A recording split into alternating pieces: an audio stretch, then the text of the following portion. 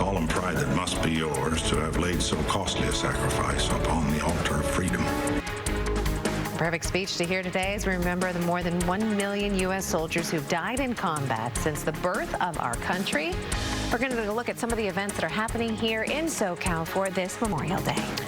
And taking a live look at the United States Marine Corps War Memorial, also known as the Iwo Jima Memorial in Arlington County, Virginia. Events are taking place all across the country this morning to honor our fallen soldiers. Yeah, good Monday morning to you right now, 6 o'clock. Thanks for joining us live here on ABC 7 and wherever you stream. I'm Brandy Hitt. And I'm Rachel Brown in for Leslie Sykes. A lot of people are going to be spending the day outdoors. Let's get on over to Brianna Ruffalo in for Leslie Lopez. Yeah, good morning. We're off to some more May Gray to start, well, I guess to end the long weekend. So this is looking outside of our downtown LA camera, and you can see it is cloudy. It is cool outside right now. We're at about 59 degrees. And then as we head into this afternoon, it's going to be sunny and it's going to be warm and it's going to be a pretty nice day. So downtown LA, we're going to be getting up to about 74.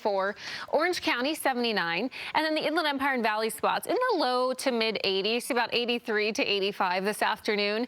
Beach communities will be a little bit warmer, so we're going to see some highs in the low 70s. That will be nice. But if you're headed out there early to get your spot at the beach this morning, it is cloudy and it's cool to start. So just make sure you bring the jackets and you dress warm for the beginning part of the day. 67 for the mountains and the high desert, 81 degrees. We still have some windy weather for the mountains and deserts. We'll let you know how long that's going to last coming up here in just a little bit. All right, we got Scott Reif now. He's up in Air 7 HD. And he's been following a tough spot this morning. How's it looking now, Scott? Yeah, what a horrible incident, Brianna. Happened early this morning. You know, speed obviously played a factor. Two-vehicle accident. One person was killed on the 605 South at Cattell and Los Alamitos. You know, they shut down the freeway, but you have a collector road. There are no delays. So if you travel the 605 in either direction through here, don't worry. That's how light the volume is. We'll go to a map to show you a broad spot, and it's all green on the map. And then from that shot, we zoom into downtown LA, and more of the same. So overall, our freeways really look good. No problems. The volume is so light with the holiday. We're seeing good conditions out there. Brandy, Rachel. Okay, Scott, thank you so much for the update there. We now turn our attention to that horrific school shooting in Texas last week. The Justice Department is now planning a review of the law enforcement's response to that school massacre. And this comes as 911 audio recordings paint a clearer picture of the carnage that happened inside of that school.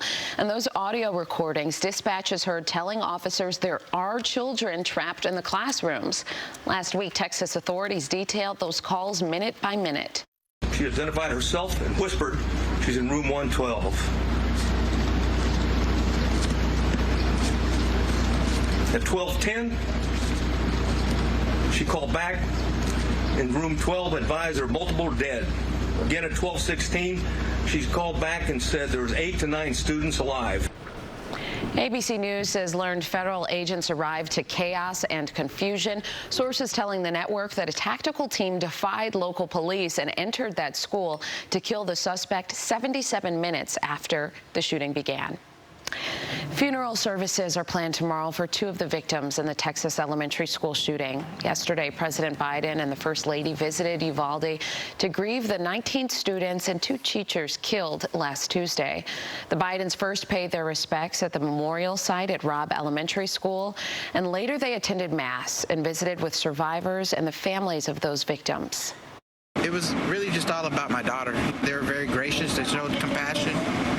And that's all we were here for. You know what I'm saying? He listened to everything, and we listened to him. He shed some tears, we shed some